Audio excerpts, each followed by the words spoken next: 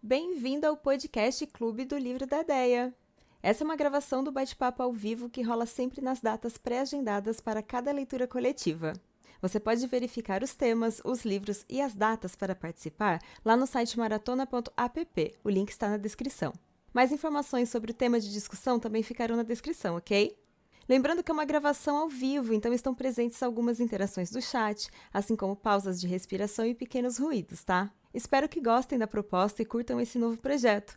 Não esqueçam de passar lá no meu canal da Twitch, onde eu fico ao vivo de segunda a sexta, das 9 da manhã até as 5 horas da tarde, lendo, trabalhando e estudando com vocês. Fique agora com a discussão do livro.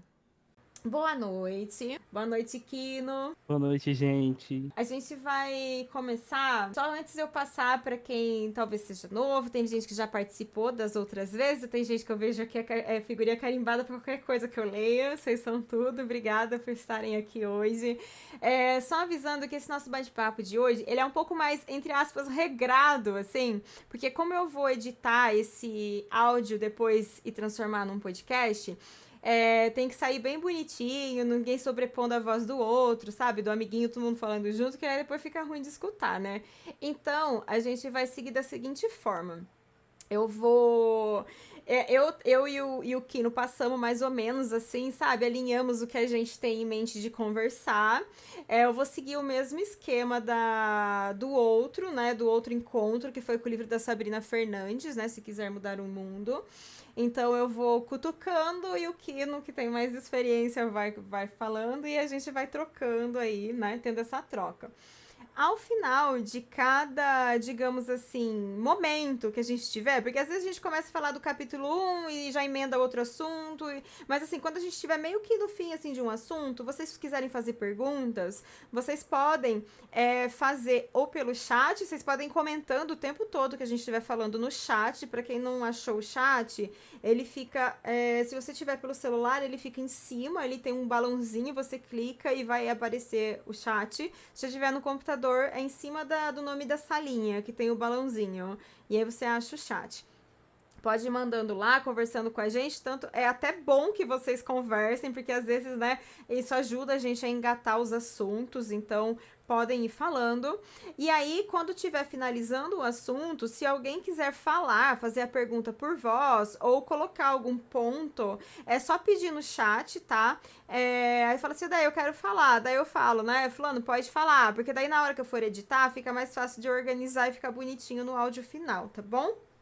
Olha, vamos começar apresentando, né? Eu acho que quem tá aqui talvez já me conhece, ou talvez não, eu acho que todo mundo me conhece, mas vamos lá, vamos apresentar, porque também é pra ficar bonito, né? Já que vai virar podcast, vai pro canal do YouTube. Eu vou me apresentar, então. Eu sou a Andrea Vistafa, faço conteúdo.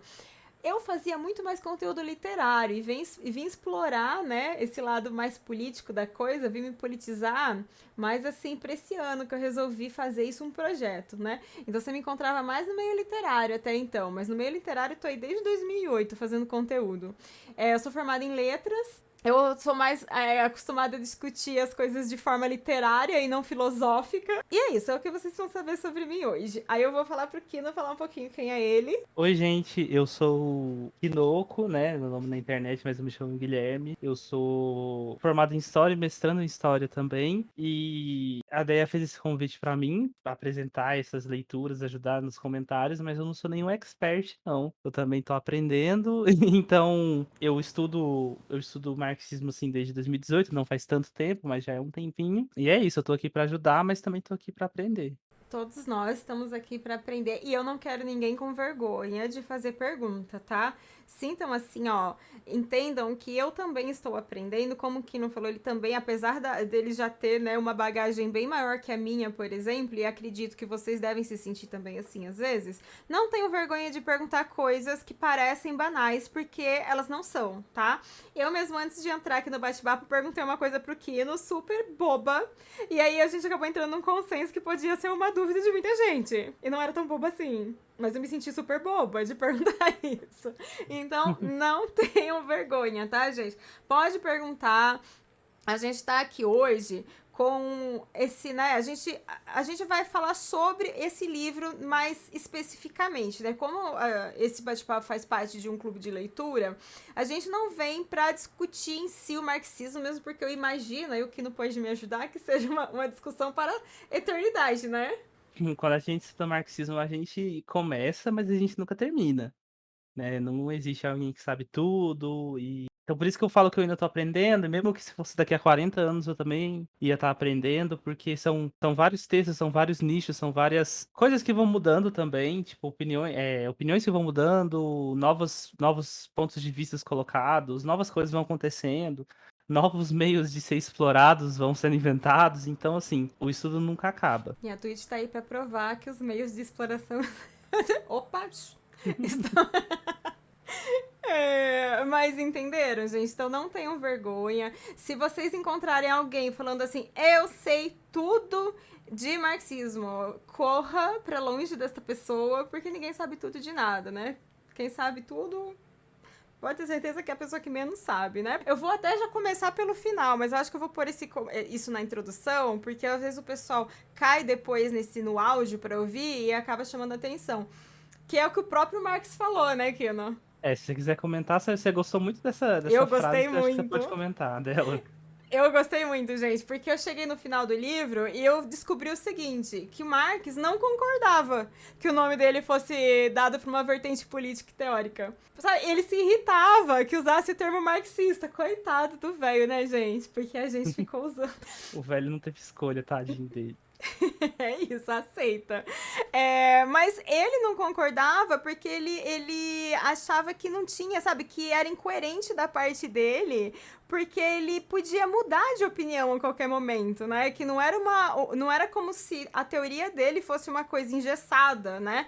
Que não pudesse mudar a qualquer momento. Então ele achava isso contraditório, de o nome dele estar numa coisa que nem ele concordava completamente, que em algum momento da vida dele ele poderia discordar depois. Igual eu acredito, aí eu vou pedir pro Kino complementar, que eu acho que ele teve, né, esse sentimento de reler e de repensar coisas que ele mudou de opinião ao longo da vida dele. Então, quando eu tava até pensando aqui, eu acho até engraçado que toda vez que a gente vai ver uma aula, ou até o livro mesmo, uma aula sobre Marx, um livro sobre Marx, pega o José Paulo Neto falando, ou a Rita Von Hunt falando sobre Marx, todo mundo fala assim, não, porque para estudar Marx tem que saber que ele nasceu aonde, fez não sei o que na vida dele, e ele era pensador de Hegel e foi para essa universidade, e não teve trabalho nisso. E eu acho legal que, tipo assim, pra gente saber estudar a obra de Marx, é muito importante a gente saber da vida dele, né? Tem muita gente que faz a diferenciação do jovem Marx pro velho Marx também, dos pensamentos dele. Mas assim, quando a gente fala do Marx, ele colocou seus enfoques no estudo dele na sociedade capitalista, assim. Tipo, a gente pensa que o Marx, ele é o principal filósofo, né, do marxismo, é o nome dele, mas assim, o grande esforço dele na vida dele foi falar sobre a sociedade capitalista. Foi saber de todos os jeitos que eram explorados, de todos os jeitos que o capital agia sobre as pessoas. E a vida dele faz muito parte nisso. Quando ele foi trabalhar no jornal, por exemplo, tem uma matéria que pediram para ele escrever de um jeito, sobre pessoas, entre aspas, roubando árvores de um lugar, sendo que historicamente não tinha dono naquele lugar. Então ele vai muito tendo novas ideias e tendo novos. Eu ia falar insights, mas é muito ruim numa roda de conversa sobre marxismo a gente usar uma palavra tão neoliberal assim, né? Mas assim, ele foi tendo novas ideias sobre as coisas durante a vida dele, durante como ele foi vivendo as coisas, né? Então ele também mudou muito de ideia durante esse tempo todo, mas com certeza as ideias dele, ele previu muitas coisas que aconteceram e acontecem com a gente, e é imprescindível para você saber de comunismo, de socialismo, seja qual for, você tem que saber de Marx pelo menos um pouquinho. Saber que a gente vai adequar à nossa realidade, não se basear nos séculos passados. Que eu acho que hoje ele também se adequaria de outra forma, então tem todo esse debate também, não? Os textos dele, tipo assim, a grande parte dos textos dele ele escrevia pro pessoal daquela época, os operários daquela época lerem e entenderem. Mas quando a gente vai ler hoje em dia, a gente não entende direito as coisas. E grande parte disso é por causa da diferença de linguagem que era usada da época, mas também dos exemplos que ele dá. Tipo, mas assim, num capítulo do Capital, ele vai falar que é tipo um novelo de lã. Quando eu li pela primeira vez, eu não sabia o que era aquilo, ele ficava usando de exemplo, ficava usando de exemplo. Eu, gente, mas o que é isso que ele tá usando de exemplo? Então, ele falava muito das coisas, claro, da época dele, né, para as pessoas da época dele, e só que se traduziram muito pra gente, mas isso é uma coisa que eu falo muito na minha live, quando eu dou a dica para as pessoas irem ler qualquer coisa que tenha a ver com comunismo, que é tipo, você tem que ir treinado, sabe? Porque esses caras, eles escrevem criticando o que eles estão vivendo. Isso a gente consegue traduzir para os nossos dias de hoje, consegue, mas às vezes é uma coisa um pouco difícil.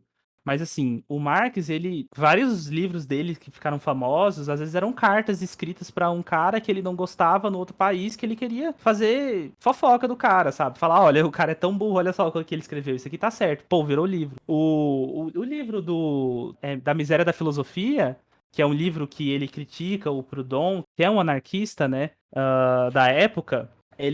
O nome chama Miséria da Filosofia porque o Proudhon tinha escrito um livro que chamava Filosofia da Miséria. E assim, era muito engraçado porque a gente às vezes brinca, os caras fofocavam muito, não sei o quê. Mas grande parte dos textos dele eram escritos através dessas cartas, dessas pequenas obrazinhas assim, sabe? Quando a gente vai ler isso, a gente vê uns nomes, umas pessoas que a gente não sabe quem é. E às vezes realmente não tem relevância da gente saber. Com Lenin é a mesma coisa. Quando a gente lê Lenin, ele criticando certas figuras da social-democracia da Rússia, e tipo assim, você lê, você fica às vezes meio perdido, porque você não sabe quem é essa pessoa. Você não sabe qual é essa política que ele tá criticando. Então, às vezes, você tem que ir com uma lentezinha de tipo assim, beleza, eu tenho que pegar isso que ele tá falando e tentar traduzir pro que eu tô vivendo. E isso que é o mais difícil, assim, quando a gente pega de leitura comunista. Você lê o livro, depois que você entende isso, você lê outra coisa, sabe? Tem que ir tendo uma percepção, né? Fazendo esse jogo do que tava ali, o que ele quis dizer e como a gente traz isso pra hoje. Que acaba sendo uma reflexão bem filosófica, que eu acho que é o que torna essas leituras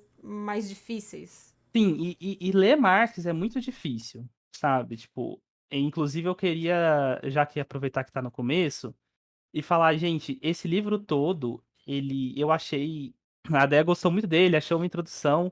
A gente vai É... divergir aqui, mas a gente vai explicar as nossas divergências. Vai lá. Aham.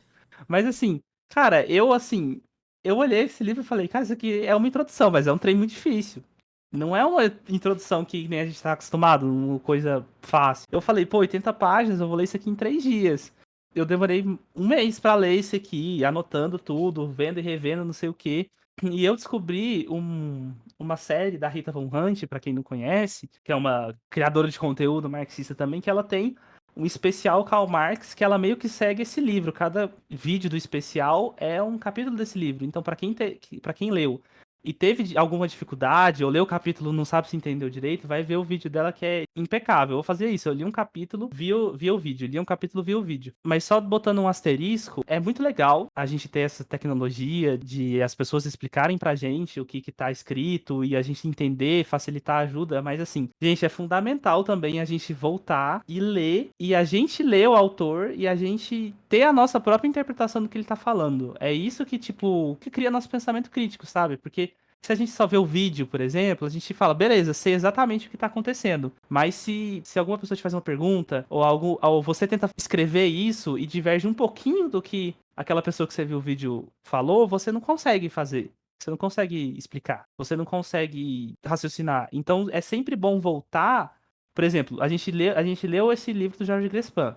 É o Jorge Grespan fazendo uma leitura do Marx. É importante também, depois que a gente entender, e se a gente quiser aprofundar, voltar aí no Marx e ler o que o Marx falou para ver se a gente entende a mesma coisa. Não que a gente vai ser o revolucionário da teoria e entender o que o Jorge Grespan não entendeu, mas é só para treinar nosso entendimento mesmo. É importante, né, assim, a gente ter, conseguir fazer a nossa própria crítica, independente eu acho que independente do patamar que eu tô de estudo, é importante você treinar a sua crítica. Isso para qualquer coisa, em qualquer linha de estudo, porque depois você pode inclusive treinar a sua crítica, anotar isso para você conseguir debater e contrapor você mesmo depois, sabe, de acordo com o andar da sua leitura. Que nem aqui, que eu falei que eu ia divergir um pouquinho do Kino e eu vou explicar no porquê. E eu acho que é uma divergência, na verdade, mais por questão de bagagem mesmo.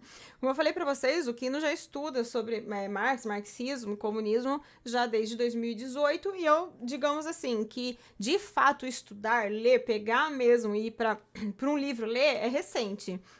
Então, o Kino, ele já tem uma bagagem que eu não tenho. Então, na minha cabeça, a leitura foi diferente pra mim. Pra mim, eu consegui absorver muito bem o que estava aqui. Me deixou muito curiosa, intrigada pra ler diretamente Marx. Até eu comentei em live em algum momento que eu quero. Antes eu não queria, agora eu quero ler o Manifesto Comunista. Antes eu não queria. Agora eu penso que eu vou continuar ainda girando ao redor, pegando, né, outros autores que explicam um pouco para que eu também vá desenvolvendo a crítica sobre isso, sabe? Para me entender melhor depois na leitura do próprio Marx. Eu acho importante fazer isso. Eu gosto de ir rodeando um assunto, sabe? Com outras pessoas que já falaram sobre o mesmo assunto por etapas, né? Por estágios. Aqui o Jorge Grespan, ele vem com uma introdução. Então, para mim, essa introdução, ela foi muito direta. E eu não senti a mesma coisa que o Kino sentiu, que eu acredito que pelo Kino ter essa bagagem dele, cada assunto puxado pelo Grespan, que é várias informações, porém super condensado, super sintetizado ali nos capítulos de 5 páginas, assim, bem curtinhos esses, eu acho que o Kino, por ter mais bagagem que eu imagino que ele tenha trazido mais coisas à mente que o próprio Grespan não colocou, sabe? Ou ele colocou, mas não aprofundou, e aquele conhecimento ia aflorando, sabe? Como eu não tenho essa bagagem, eu só li o que estava escrito, sabe? Pra mim foi assim, eu bati o olho e eu li o que estava escrito. E eu entendi muito bem o que estava escrito, porém, é uma prática, e aí a gente volta na questão de você explorar o seu lado crítico. É uma prática de colocar para fora. Muita coisa que eu li, eu entendi, eu absorvi, mas eu não consigo debater ainda. Eu preciso de um amadurecimento disso. Eu preciso ainda voltar nas minhas anotações, reler, absorver, refletir, pensar mesmo para além do escrito para poder abrir aqui e falar, agora eu vou discutir sobre isso. Então, eu não tenho esse domínio ainda de conseguir pôr para fora de forma mais crítica o que eu li. Mas para mim foi muito satisfatória a leitura, porque eu consegui pegar coisas que me deixaram muito empolgadas com, sabe, assim, coisas que, apesar de parecer uma coisa simples, quando você lê e encontra a raiz daquela coisa ali, o porquê que aquilo, porque vamos dar o exemplo do primeiro capítulo que a gente já vai falar já, que eu vou pedir pro Kino puxar aí da alienação, né? Mas, tipo, a gente sabe o que é alienação. Você sabe o que significa a palavra alienação, né? Na maioria das vezes. Você consegue você consegue contextualizar ela no debate.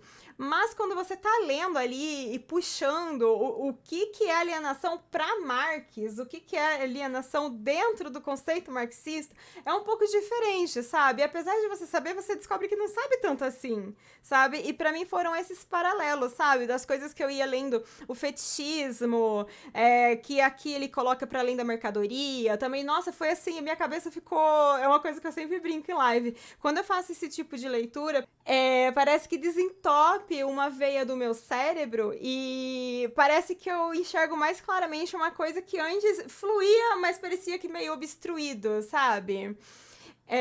Aí eu sempre tenho essas sensações quando eu leio faço esse tipo de leitura. E foi o que eu senti aqui, sabe? E é isso. Eu acho que é dessa divergência minha aí do que eu atribuí um pouco a bagagem, sabe? Por ele ter mais que eu. Aí eu não sei, gente, eu só achei difícil o livro mesmo. Eu acho que não tem. Tipo assim, as leituras cada um acha, cada um lê e é bom que se identifica assim e entende. Mas assim, eu acho que eu achei a leitura difícil mesmo. Eu falava muito assim, na live que eu tava achando bem denso e tal. Mas mas é isso, tudo bem. Uma pessoa achar um livro difícil, outro fácil. É assim, em todos os tipos de leitura, e principalmente na filosofia, né? Quando você vai ler sobre marxismo e tal. Mas você que eu abro já o primeiro capítulo, Deia? Vamos. Ó, a gente vai mais ou menos por tópico. Eu digo mais ou menos porque tem algumas coisas aqui. Porque assim, lembrando, gente, que inclusive vou fazer esse paralelo e fazer o complemento que o Kiro tinha falado dos vídeos da Rita, né? A Rita, ela vai discutir cada capítulo no vídeo dela mais profundamente mesmo, ali, tipo, trazendo para vocês mesmo que tá no capítulo. Hoje, o nosso objetivo aqui não é esse. A gente vai passar por cima, porque o nosso clube de leitura é que para vocês também sintam curiosidade de ler o livro, que vocês se sintam estimulados, como o Kino falou, a vocês mesmos lerem e estimularem essa percepção e essa criticidade. Por exemplo, agora vocês já têm aqui dois aspectos diferentes. O Kino falou que ele sentiu de uma forma, eu senti de outra, então fica aí para vocês essa... E aí, se você lê, quem não leu no chat, quem tá aí no chat aí não leu, né? E se eu ler, qual time que eu sou, sabe? Então fica aí de brincadeira para vocês também esse estímulo. Então, a gente não vai entrar tudo, né? Todos os pontos do livro. Se vocês quiserem esse complemento, eu vou deixar depois os links aqui no Discord, dentro da salinha, ali marques uma introdução, os links do vídeo da Rita, e para quem tá no YouTube, eu vou colocar na descrição do vídeo, tá? Mas aquilo, sugiro, eu como pessoa que gosta de literatura, eu sugiro que você leia antes de assistir, tá? Porque eu acho que você consegue fazer na sua cabeça um traçado e depois bater isso com, por exemplo, o vídeo mais explicativo da Rita, e aí repensar o que você leu e assim você estimular sua própria criticidade, tá? Eu aqui agora, né, nesse papel, deixo pra vocês que eu prefiro que vocês leiam antes de assistir, tá bom?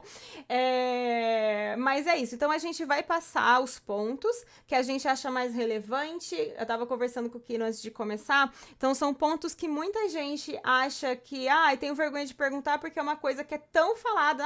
Quem nunca ouviu falar em alienação em Marx? Mas às vezes você tem dúvida e você não pergunta porque acha que é uma pergunta boba.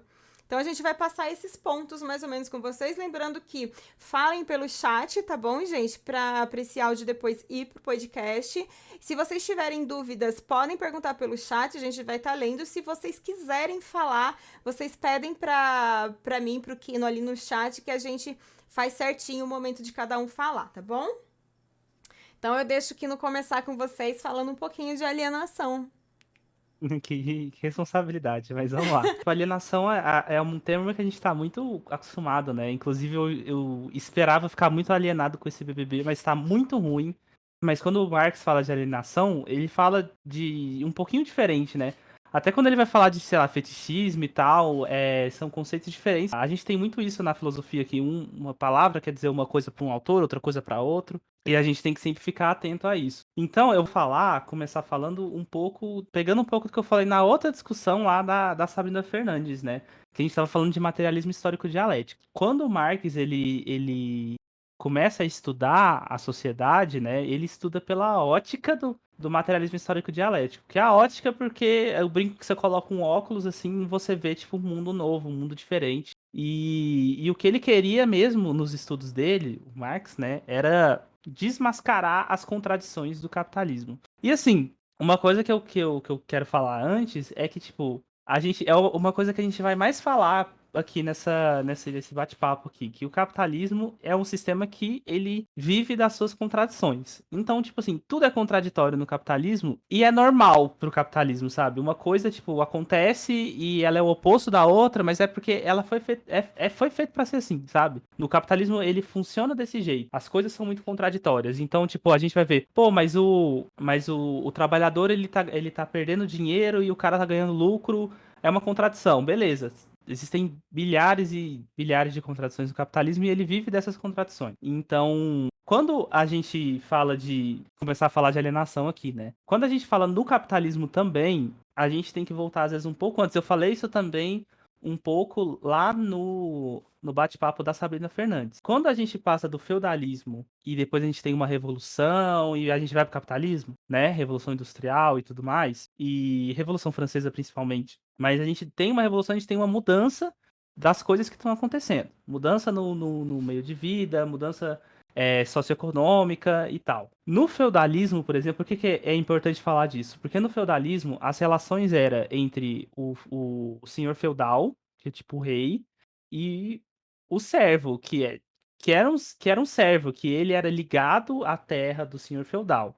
Então, tipo assim, a gente olha pra isso e a gente vê, beleza, são duas pessoas diferentes. É o senhor feudal e o cara que tá servindo o senhor feudal, é um servo. Quando a gente passa pro capitalismo, a gente sai do feudalismo e passa pro capitalismo, a gente não tem mais essa divisão tão clara assim quanto a gente tinha no feudalismo. A gente tem um empresário, né, que é o capitalista, que é o dono dos meios de produção, e a gente tem um trabalhador.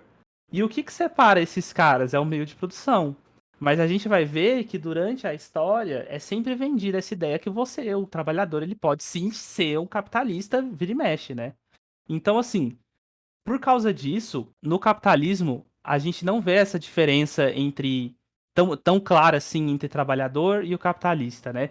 E o Marx, ele vai falar que, tipo assim, ele vai chamar isso de campo jurídico e campo social. É importante a gente só ver isso antes de falar de alienação.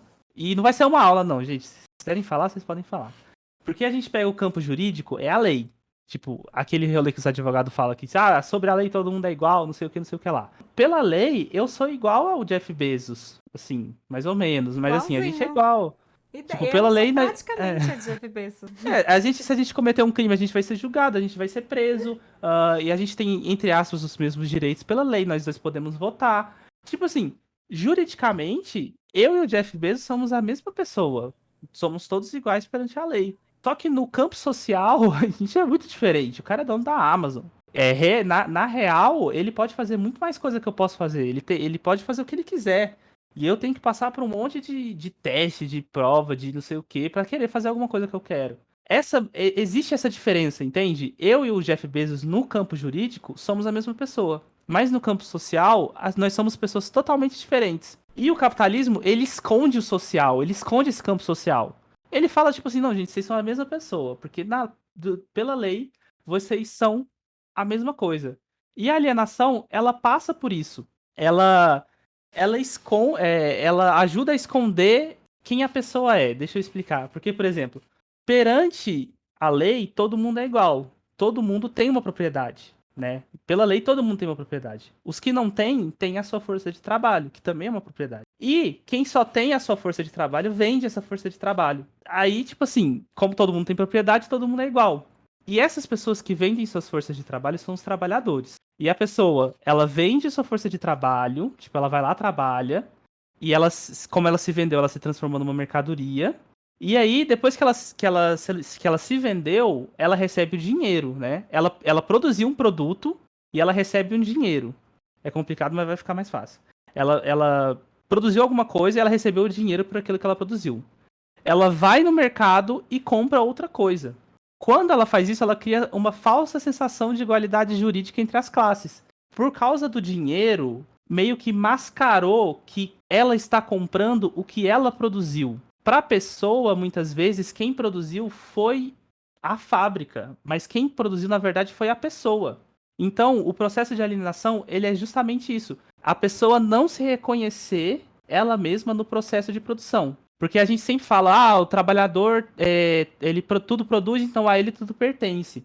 E é justamente isso. A alienação faz isso com a gente. A gente não se enxerga mais como produtor. Tipo, a gente, quando a gente tá fazendo, tá trabalhando, sei lá, numa fábrica, ou numa escola, ou numa padaria, ou qualquer coisa assim, a gente tá produzindo alguma coisa. A alienação no capitalismo faz a gente esquecer que a gente é produtor e colocar a gente como só consumidor.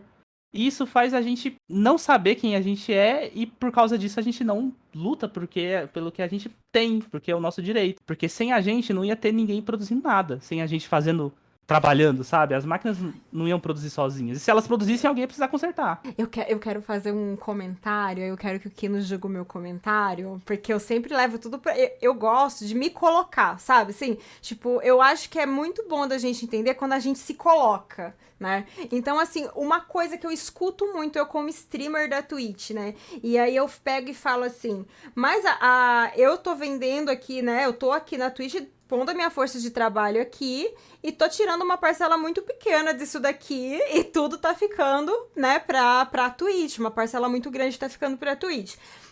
Aí, às vezes, eu reclamo disso de forma aberta e eu já ouvi comentários como assim, como, por exemplo, mas você acha na verdade, você tem que fazer, tem que ser dessa forma mesmo, porque você está usando a plataforma do cara, entendeu? Tipo, eu estou usando para poder fazer o meu trabalho. Então, parece que é eu que devo para ele e não o oposto, porque se eu não tô fazendo agora, eu tô usando eu como todos os streamers. Se todos os streamers não estivessem vendendo a força de trabalho para fazer, o que seria da plataforma? Mas as pessoas colocam de outra forma. Elas falam assim: você está usando disso para ganhar dinheiro, então você tem que ser grata pela plataforma existir. Isso aí a gente pode até pegar um exemplo físico, físico não, né? Mas um exemplo que aconteceu mesmo. Tipo, teve ano passado, ano retrasado eu acho, teve o apagão da Twitch. Eu não sei se os Sim. dinossauros aqui estão vivos pra lembrarem, né? Onde os streamers, eles decidiram em um dia não fazer live, se juntar e, tipo, juntou uma galera e depois disso, o movimento não perdurou tanto, infelizmente, mas a Twitch, ela deu uma atençãozinha a mais. Mas, assim, é meio que por aí que os trabalhadores podem lutar. Eles têm que, tipo assim, eles têm que falar, tipo, beleza, é o Jeff Bezos, então, eu tenho que agradecer ele. Então, e se eu parar de fazer live, o que vai acontecer? Quem que vai ver? As pessoas vão estar na plataforma, mas elas vão produzir, elas vão ver o quê? Porque não tem ninguém produzindo conteúdo. O Bessos vai E aí, fazer. ele vai fazer a livezinha dele. Mas assim, a questão é que, tipo, a Deia tá entrando em outra questão já, que é a mais-valia. Mas assim, só um Me antecipei, parênteses. gente, perdão. Não, é só um parênteses, gente. É difícil mesmo, assim. É chato mesmo falar. Eu tava pensando, assim, entre a última conversa, que foi uma conversa mais fluida e tal. Mas assim, os conceitos é meio difícil, meio chatinho mesmo. Mas assim, é legal a gente saber disso, dessas coisas. Então, assim, só pra fechar, a alienação é quando o trabalhador, o indivíduo, ele não se reconhece mais, ele não se reconhece mais no processo de produção. Ele não se reconhece como produtor de produto e ele se vê como um consumidor, sendo que ele que tá produzindo, mesmo que tipo, sei lá, não é uma coisa linear, como sei lá, ele fez o pão e ele comprou o pão. Não, mas ele pode. Aí ele não tá se enxergando mais como padeiro? Não, é uma ação que, tipo, o cara tá produzindo, sei lá, um carro e saiu, vai na padaria e vai comprar o pão. Ele acha que ele é, na verdade, o consumidor, porque ele tá comprando o pão, ele recebe o dinheiro para comprar o pão. Sendo que, na verdade, sendo que ele é o produtor, porque se ele não tivesse produzindo o carro, não ia ter pão na padaria, porque é tudo em conjunto, né? Isso é o que a gente tem que saber de alienação. Mas você já quer entrar no outro capítulo, Deia? Deixa eu ver. Alguém do chat quer falar? Enquanto isso, eu acho que é legal esse exercício, né? De você olhar o seu, sabe? Olhar quem é você. Aí você já vai tomando sua consciênciazinha de classe também.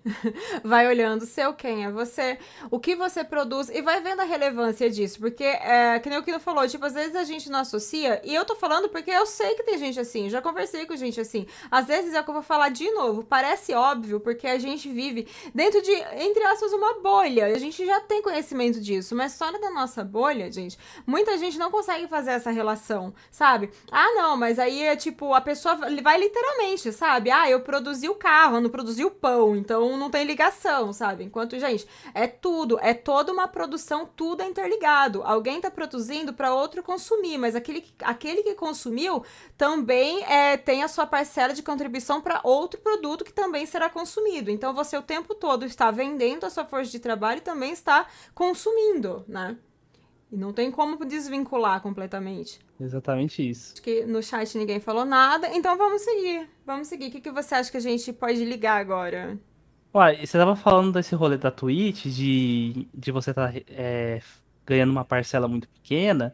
E eu acho legal a gente falar de mais-valia também. Tudo, gente. Mais-valia ou mais valor, que Já é. vamos começar falando disso? Que foi a minha pergunta, por que não? Pode falar, É bem pode falar. básico, não precisa, não vamos aprofundar nisso, porque o Kino me explicou que tem até mas é uma discussão interna, muito mais, né, a questão da mais-valia e maior valor. É assim que tá no E mais, livro?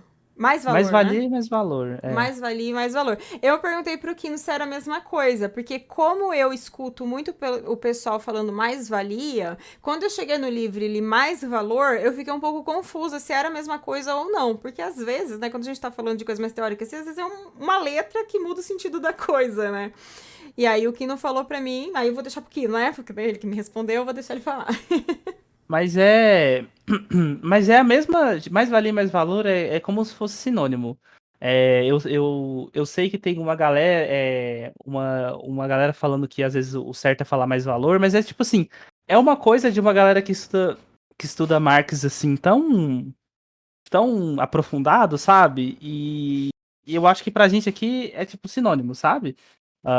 Mais valia e mais valor. Eu aprendi sendo mais Uhum. valia, no livro tá mais valor e meio que tanto faz, Quando vocês forem sabe? ler, então não se apeguem, tá, gente? Se vocês encontrarem mais valor, vocês estão acostumados com mais-valia, não se apeguem, porque isso às vezes é uma dúvida boba, mas tem relevância, sabe? Então a gente já sabe que é um estudo mais aprofundado, que pra gente agora não faz diferença. É isso. Alguém tem uma pergunta, o Atbored. Pode fazer aí. Se você quiser em microfone ou escrevendo. É, deixa eu ver. Marxismo chega a se linkar ao stalinismo de alguma forma? Sim, então. Quando o Marx estava escrevendo isso, nem era marxismo ainda, né? Ele estava estudando Capital. Mas, assim, depois que ele morreu, enquanto ele estava em vida ainda, outros teóricos e outros leitores se aprofundaram sobre a obra dele e começaram a, tipo, falar. O Marx fala no final que, tipo assim, que o socialismo, que o comunismo, na verdade, ele é inevitável, sabe? Que, tipo assim, o capitalismo, ele quer ser a história do mundo. A gente tem o feudalismo, a gente vai ter o capitalismo, aí o capitalismo, como é um sistema de contradição que não consegue se sustentar, ele vai cair, e o que vai entrar em vigor vai ser o socialismo até a gente chegar no comunismo. Isso era o que ele falava. Mas assim, como eu já tinha falado mais cedo, o Marx ele estudou muito mais o capitalismo na vida dele. Ele se debruçou em saber das contradições do capitalismo. Então, essa parte em relação a como chegar no comunismo, de que maneira e tal, ele falou sobre isso, mas não foi uma coisa que ele se debruçou tanto. Então veio teóricos depois, falaram e criaram suas teorias sobre isso. E a gente tem um teórico muito famoso que é o Lenin, né, que ele leu as obras de Marx e tipo fez a adaptação para a época dele e criou novas ideias muito boas. E o Lenin ele tem muito o rolê da prática, né? Ele coloca a teoria em prática, que a gente chama de praxis, né, a teoria na prática, de uma maneira muito genial. E assim, o pensamento de Lenin é um pensamento que foi muito rico para a teoria marxista. A gente tem outros teóricos que também foram muito ricos, muito importantes para a teoria, mas assim, a partir de certos teóricos vão se criando linhas de pensamento do que é o certo de se fazer.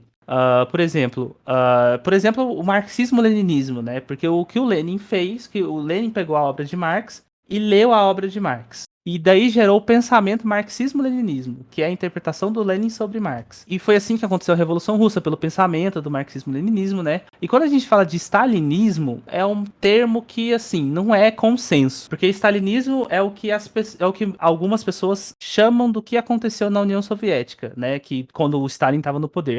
O que tinha lá era stalinismo, porque o cara era stalinista e todo mundo era stalinista, não sei o quê. Tem essa discussão, as pessoas chamam as outras de stalinistas, por exemplo, mas os que são chamados de stalinista, eles gostam de se autodeclarar marxistas-leninistas. Porque o Stalin falava que ele seguia o marxismo-leninismo. E é o que o Igor falou, é um período histórico, tipo, tem contradições dentro do período histórico, tem debates, tem discussões. E o stalinismo em si, a gente pode pegar também que foi a época que o Stalin governou a União Soviética, mas tem gente que usa como se fosse um pensamento político. Mas os chamados stalinistas se autodeclaram marxistas-leninistas. E dentro desses marxistas-leninistas também tem divergências. Por exemplo, a gente tem o marxismo, leninismo, maoísmo, que é o pensamento de Mao Tse-tung da China, em cima do pensamento de Lenin, em cima do pensamento de Marx. Eles divergem em alguns pontos, porque senão seria tudo igual, saca?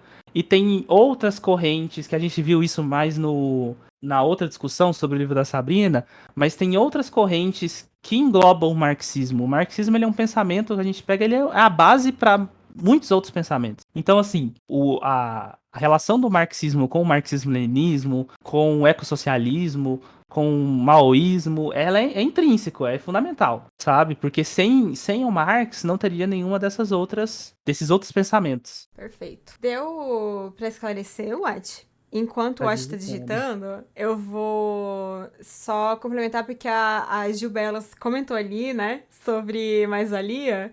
Quando ela escreveu assim, gente, lembro perfeitamente o dia em que estava revoltada com as condições de trabalho e fiz a conta entre o que eu produzia e o que eu ganhava. E esse momento em que se descobre a mais-valia muda a perspectiva do trabalhador. Quer comentar aqui, enquanto o White, como o White pegou um assunto que meio que desvia do tema, eu vou deixar ele digitando, aí a gente segue na linha e depois no fim a gente retoma pra finalizar, pode ser? Mas pode continuar digitando, tá, White? Depois a gente sobe, relê, e aí a gente continua na linha do livro pra depois, no final, a gente fechar com o que você for colocar pra gente. Pode ser assim? Pode ser, Kino? Pode Ou ser, você qualquer quer coisa fechar depois agora? edita. Ah, ele colocou ali, ó. Quer fechar Olha, agora? vamos fechar. Mas aí você Tá. edita, né? Porque fica muito bom Isso. esse comentário da Jubelas Tá. depois. Tá, Então, perfeito.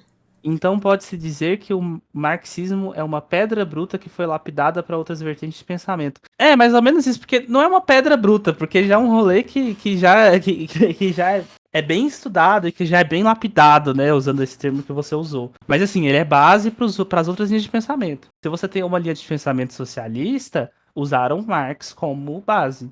Tipo, 99% das vezes o Marx está como base. Porque o Marx, ele estuda mais a sociedade capitalista. E para você propor uma solução para a sociedade capitalista, você tem que entender a sociedade capitalista, saca? Então não dá para ignorar a existência dele. Mas pronto, fechou o comentário. Aí agora eu vou Perfeito. falar da Jubelas. Então, Jubelas, quando eu estava na faculdade, eu fiz um curso sobre introdução ao pensamento de Marx. E eu virei pro meu professor e falei assim, professor, ele estava explicando pra gente que era mais-valia, e eu falei, professor, assim, eu preciso escrever, eu preciso colocar no meu caderno o que é mais-valia para eu, porque é assim que eu estudo. Então, eu quero que você me resuma mais-valia em uma frase, pra eu anotar e eu nunca esquecer. E ele virou e falou, tipo assim, não tem como, mas assim, se for pra resumir, dinheiro não pago. E é muito isso, porque a mais-valia é o que o trabalhador produz. A mais-valia, no caso, é o que é tirado do trabalhador do que ele produz, né? É o lucro que o cara, que o capitalista tá ganhando. Então, assim, é muito legal esse comentário que você falou, porque, tipo, a mais-valia tá presente em qualquer tipo de trabalho que a gente faz. Qualquer tipo de relação de trabalho que a gente faz. A Deia falou dela na Twitch, que ela ganha uma porcentagem do sub, não sei o quê. Pô, quando a pessoa tá dando sub pra Deia, ela não tá. Ela, tipo assim, ela não tá querendo dar mais a metade pro Jeff Bezos, sabe? Tipo, dos R$ 8 que é o sub, ou até mais que eu acho que aumentou o valor, sei lá, vai R$ 2 pra gente, ou menos. E a gente pode colocar isso como um exemplo de mais-valia, porque é a desculpa que o capitalista dá de tipo, olha, você está usando os meus meios de produção, então eu tenho que tirar uma fatia, porque sem os meios de produção você não produziria. Esse é o discurso. Sem a Twitch você não estaria ganhando sub.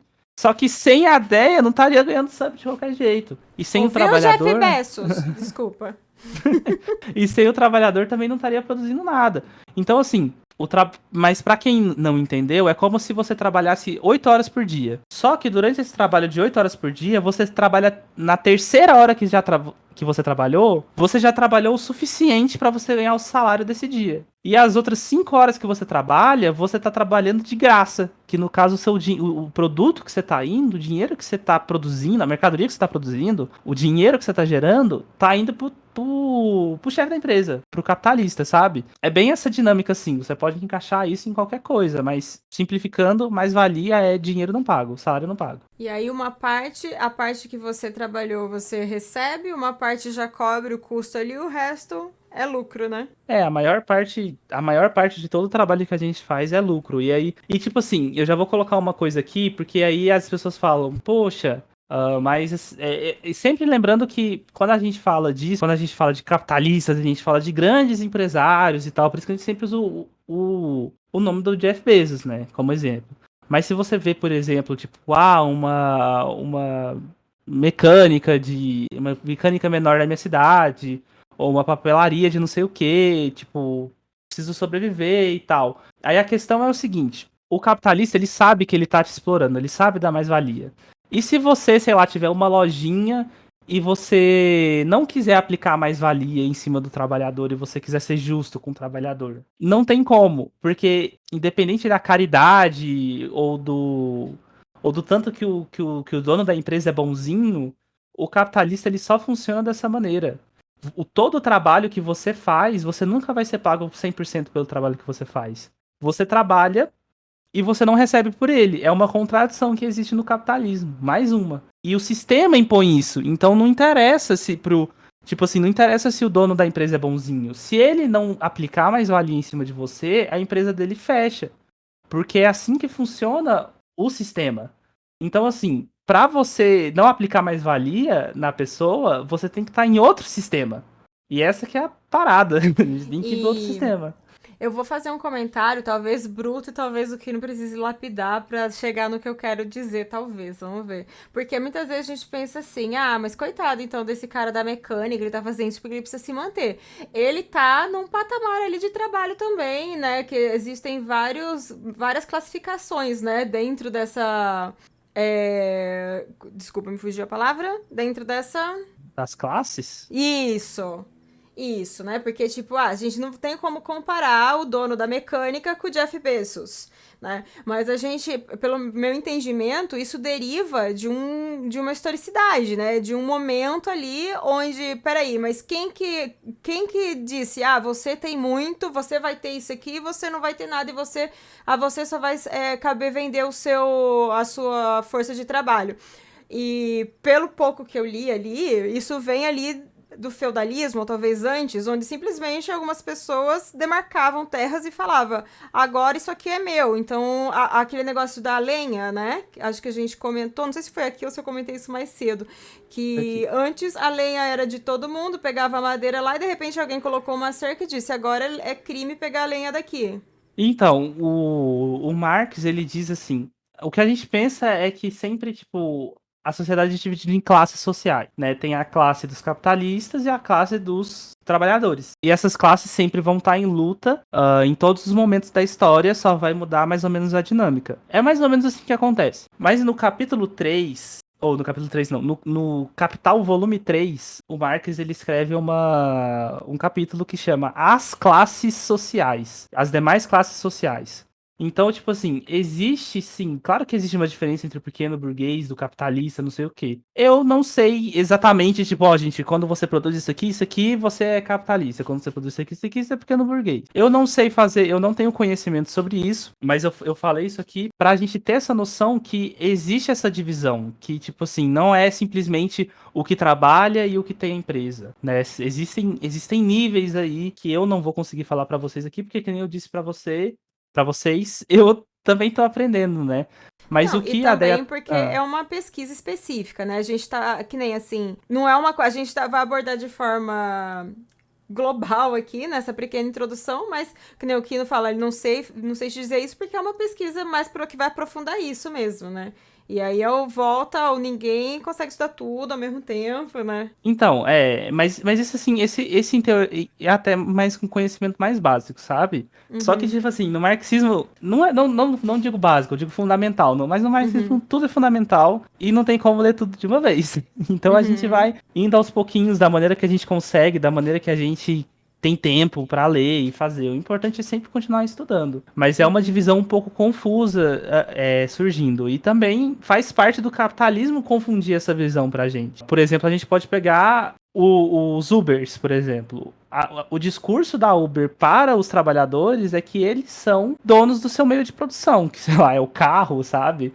Que eles são parceiros da Uber, que eles estão junto com a Uber, que eles são colaboradores, que eles são, sei lá, sócios da empresa, sendo que eles não são. Então, tipo assim, faz parte do capitalismo também confundir os trabalhadores e confundir quem tá junto, porque se você souber que você é explorado do jeito que você é explorado, você não vai querer ser mais. Nossa, e eu vou complementar aqui, porque o meu marido é Uber, né? O meu marido, hoje, ele tá fazendo Uber.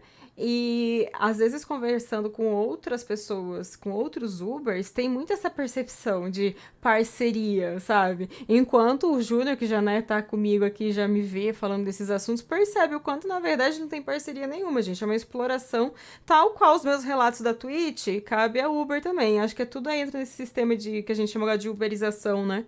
Do trabalho. Sim, inclusive o Atibora descreveu que eles têm uma dificuldade em diferenciar a burguesia do proletariado e onde os autônomos se encaixam nisso. Eles são proletariado também, mas é o que eu tava falando, o discurso que essas empresas têm é colocar na cabeça do trabalhador que ele não é um simples trabalhador proletariado, que ele é, na verdade, um dos donos da empresa, que faz engrenagem girar, que ele é uma peça super importante nesse meio, sendo que na verdade ele é descartável. Então assim, os autônomos, os Ubers, os iFoods, eles são proletariados também. E eles estão numa classe que é a mais fodida de todas, sabe? Pode recomendar a leitura assim, KLK. Que é a classe que, tipo, que não tem direito. Que, tipo, por exemplo, a gente é CLT. A gente é CLT não. Pelo amor de Deus, eu quero ser um dia, não sou ainda. Espero não ter zicado. Mas assim, a gente pega profissões como professor, sei lá, qualquer profissão. Várias vezes a gente tem a opção de CLT. Essas profissões autônomas que são novas, elas às vezes não têm isso. Os entregadores estão lutando por direitos básicos, como, sei lá, um direito a ter pausa para o almoço, porque essas pessoas, em teoria, elas trabalham o tanto que elas escolherem, né? Tem essa mistificação. Você trabalha o tanto que o tanto que você quer, porque você vai lá e aceita a corrida. É de você trabalhar. Só que, tipo assim, se a pessoa deixar de trabalhar, a pessoa deixa de ganhar, deixa de viver. Então, assim, esses autônomos, eles estão ainda, tipo, mais ferrados que grande parte dos trabalhadores, assim, porque nem os direitos básicos eles têm, sabe? E é uma coisa E que a gente lutou muito tempo por isso. E assim, eu não sei se. Eu tenho a impressão, assim, quando eu vou fazer essa leitura simplificada do autônomo versus, né, o trabalhador CLT. O autônomo, pode, se você olhar, né, com atenção, ele tá vendendo trabalho. Ele tá vendendo o trabalho dele, ele tá vendendo a mão de obra dele. A maioria dos autônomos são prestadores de serviço que estão vendendo de forma. Me fugiu a palavra, assim. Não, ele tá vendendo de forma. Ai, meu Deus, eu perdi a palavra. Peraí, eu vou lembrar. Tá vendendo a mão. Voluntária, assim. Ele vende a mão de obra e tá vendendo um serviço sem ter um respaldo nenhum. Porque na CLT você ainda vende um serviço e tem o mínimo garantido ali, né? Ou deveria ter, né? Como é o caso do meu marido, que nem o mínimo teve, né? Porque o patrão não pagou nenhum direito da CLT e tá na justiça há 3 anos, né? Então, mas em tese deveria ter, né? Não vou nem entrar nesse assunto. Mas o autônomo, muitas vezes, está prestando serviço sem nenhum respaldo. Então, ele tá tanto quanto o cara da CLT vendendo mão de obra, força de trabalho. A diferença do autônomo pro CLT é que o CLT tem direitos, né? E o autônomo deveria ter. Mas a questão é que, como é um trabalho, abre aspas, novo, fecha aspas, o capitalismo se utiliza disso para burlar essas coisas. O tanto que a Uber já falou que se tivesse direitos para os trabalhadores, ela ia sair do Brasil e não sei o que, não sei o que lá, sabe? Tipo, e o capitalismo ele procura essas brechas para lucrar cada vez mais. E o próprio sistema capitalista em si, às vezes ele coloca disso, romantiza isso. Uhum. Eu não sei quantas vezes vocês já viram, tipo, uma foto de um cara de cadeira. Eu lembro disso, uma foto de um cara de cadeira de rodas no iFood, trabalhando pelo iFood. Aí o post era tipo, nossa, olha que exemplo de superação. A pessoa faz tudo pra conseguir o que ela quer. E se você quiser, você alcança. Tipo, porra, gente, é uma pessoa.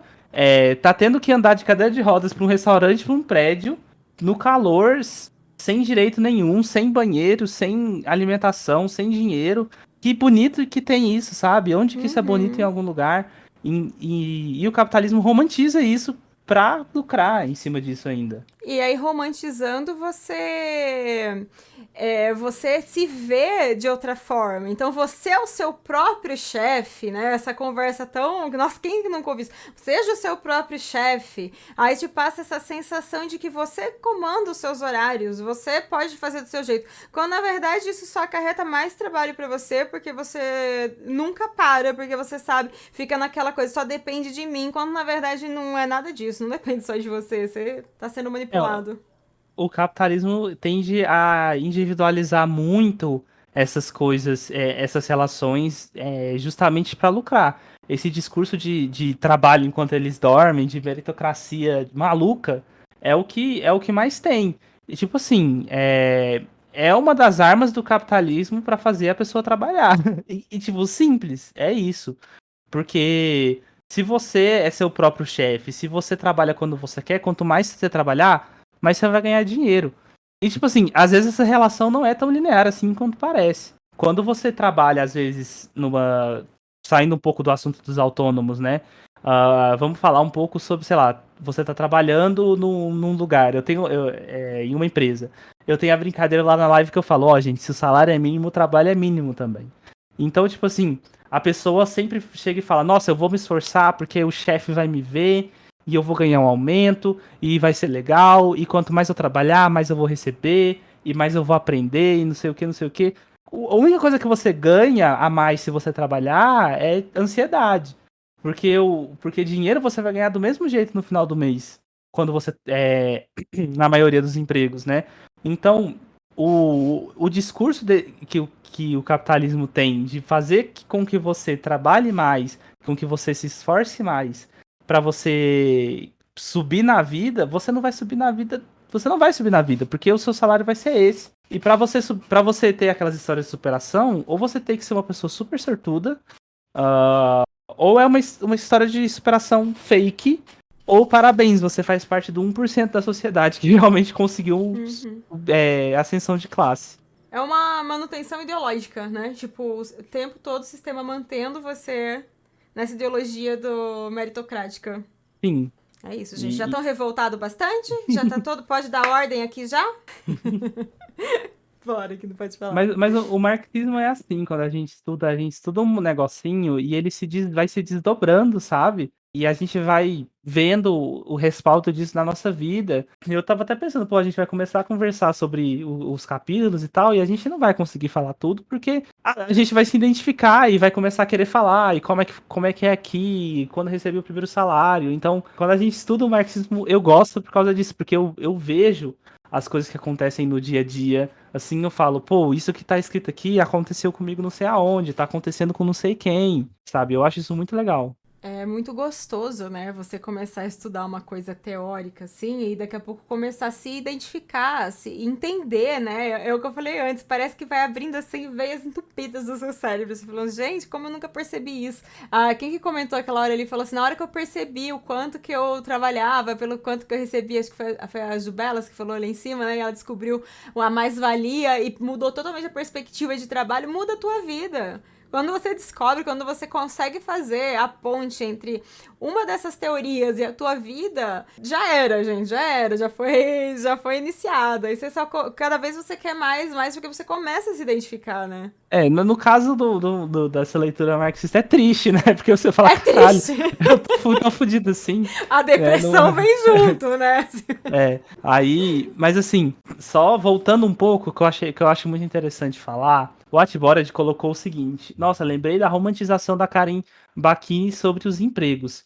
Não, eu não vou falar exatamente da Karen Bakini, mas como a gente tava falando de o capitalismo se desdobra para fazer você ficar alienado, para você esquecer quem você é no meio de produção e para você sempre voltar a baixar a cabeça e produzir. Hoje em dia, uma das grandes armas do capitalismo, assim, para fazer as pessoas serem alienadas e elas trabalharem mais, são os influenciadores digitais, sabe? A romantização que existe muitas vezes em cima dos influenciadores digitais de trabalho, no discurso deles em relação ao trabalho, que, por exemplo, vários desses influenciadores digitais, eles saíram do nada e depois eles ficaram muito famosos e eles trabalham o dia inteiro. Eles sempre falam tanto que a vida é boa, que, tipo, acontece alguma coisa, mas eles vão lá e falam, não, gente, tá tudo bem, a força de vocês é muito bom, amanhã eu tô aqui, bola pra frente, e essas coisas sempre acontecem.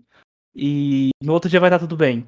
Isso é pra esquecer, é pra fazer você que tá assistindo o influenciador esquecer achar que o sofrimento é uma coisa que sempre é passageira, que o sofrimento é uma coisa que não pode ter, que a dificuldade é algo que não pode ter.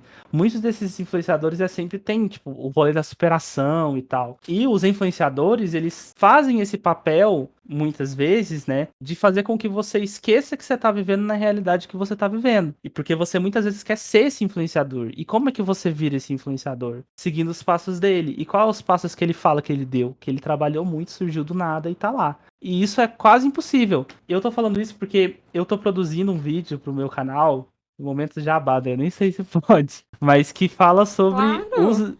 Pode que e vai falar deve. sobre que vai falar sobre o papel dos influenciadores no sistema capitalista em relação a isso, né? Mas assim, o comentário do Atborad, eu acho que ele encaixa muito bem assim, porque as coisas evoluem, né? E o jeito de nos alienar evolui também. E hoje em dia passa pelos influenciadores também. Por isso, atenção às pessoas que vocês seguem, porque às vezes, ligado a tudo isso, vem a sensação de desmérito, que você não consegue, porque você vê outra pessoa sendo tão bem sucedida e você está fazendo exatamente a mesma coisa, mas com você não acontece, então deve ser porque você não é bom o suficiente. Então, assim, eu acho que tem uma toxicidade enorme que ronda esse meio e entender que não é. Sabe, simplesmente não é. Há muitas das vezes esses influenciadores de sucesso, ou eles tiveram alguém que por algum motivo tinha já influência e alavancou, ou eles fazem parte do 1% das pessoas que deram sorte, que deu certo, que rolou, né? E não foi só porque ela trabalhou enquanto todo mundo dormia e você tá trabalhando enquanto todo mundo dorme, as coisas não estão dando certo pra você, né? Eu acho que tem um grande problema para além disso, sabe? A gente sempre vê direitinho quem que a gente acompanha, quem que a gente segue, quais são as falas dessa pessoa, porque isso acaba comprometendo a nossa saúde mental também, né? Exato. E fora dos stories, como é que você tá? É isso daí. É o famoso isso mesmo. O mais importante, assim, da gente às vezes tirar dessa discussão é as maneiras que o capitalismo faz, as ferramentas que ele tem, para deixar invisível todas as opressões que ele faz em cima da gente. A alienação, o fetichismo, que a gente pode falar daqui a pouco, a própria mais-valia. O capitalismo, ele é esse sistema que fica montando em cima da gente até não dar mais.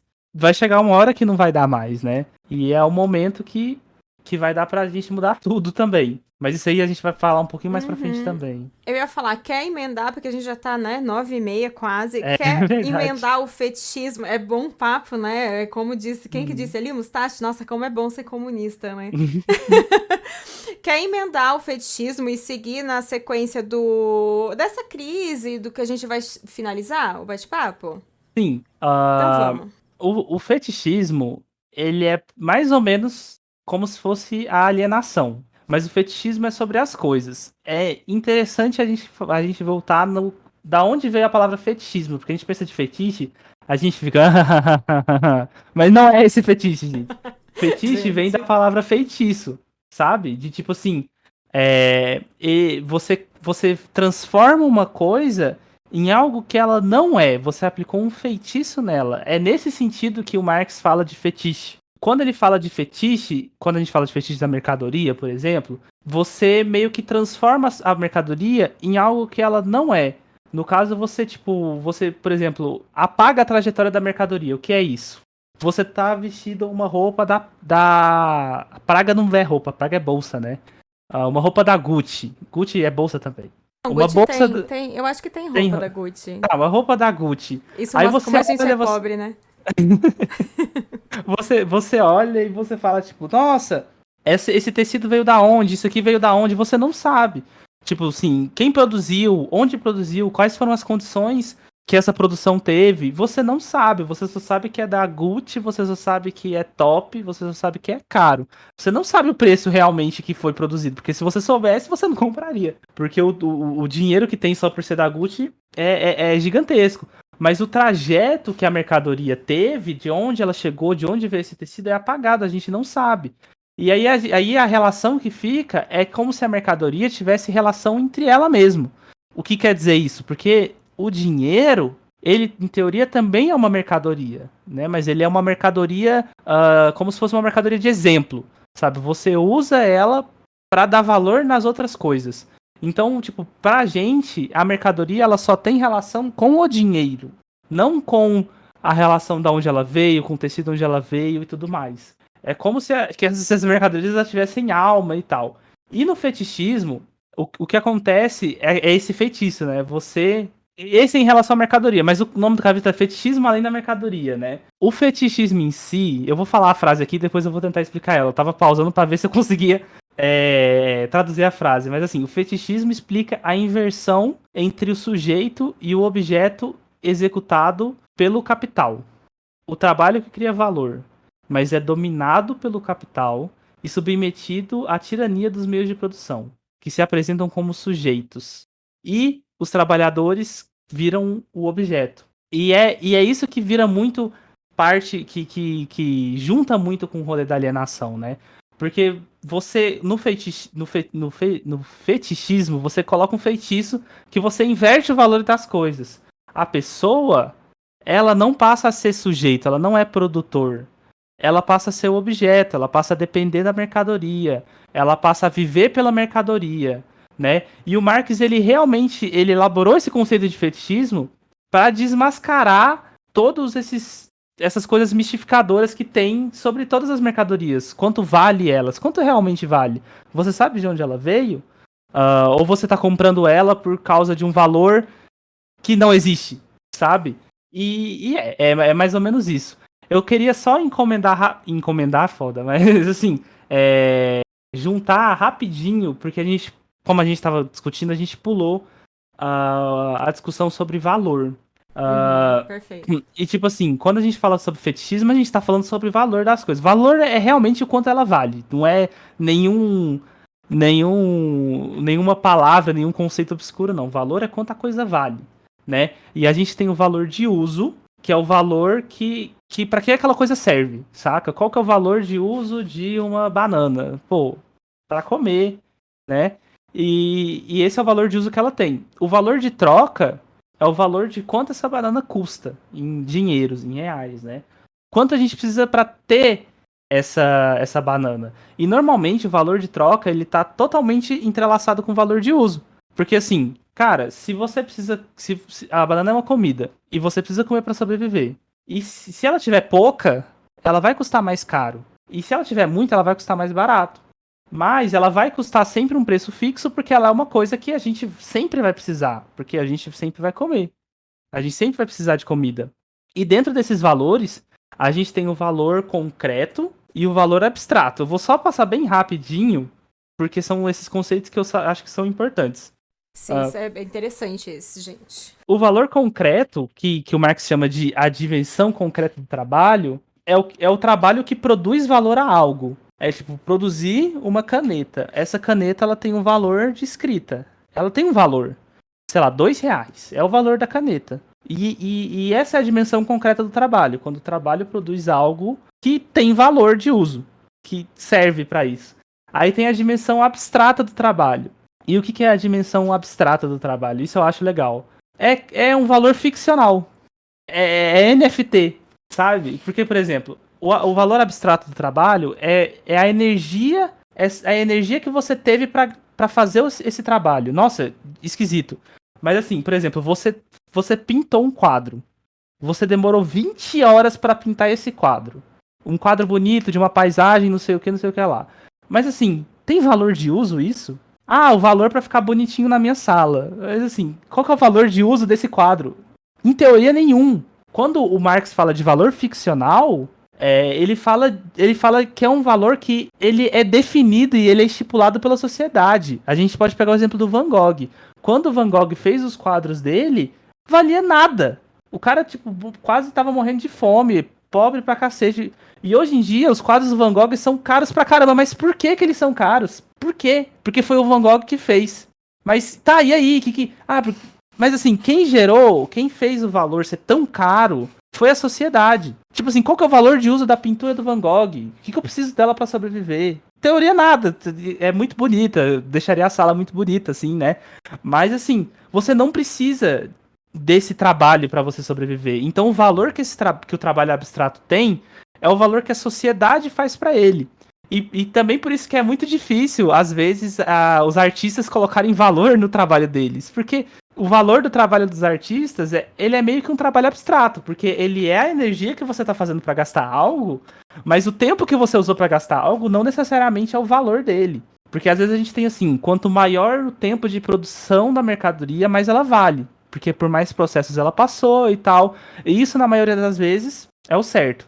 Mas, sei lá, se você tá desenhando um desenho, que você tá fazendo técnicas novas, realistas, que você demorou 3 semanas pra fazer, às vezes a pessoa não vai querer pagar mais de R$ 50 nunca naquilo. E o quanto que você gastou de água, de comida nessas 3 semanas pra fazer? De tempo, sabe? E o valor é simplesmente estipulado pela sociedade, não por você. E eu acho que isso era. Que esses conceitos eram muito importantes da gente falar, porque só pra deixar por cima mesmo, porque quando a gente fala de valor, a gente tem que lembrar disso. E isso é interessante para vocês continuarem refletindo e pensando, porque é muito complexo. É muito complexa a questão do valor abstrato.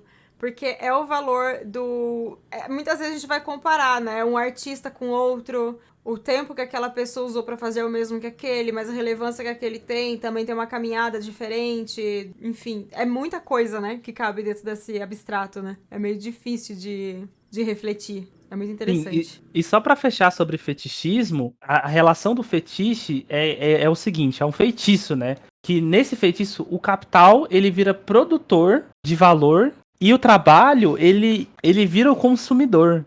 Sendo que, na verdade, é o contrário. O que produz valor é o trabalho, sendo ele concreto, sendo ele abstrato. Sem trabalho, não existe valor. Então, quando você aplica o feitiço, o fetiche, você inverte essa relação. Você faz parecer com que, na verdade, quem tá dando valor nas coisas é o capital. Quem tá fazendo as coisas valerem o que elas valem é o capital. Sendo que, na verdade, não é.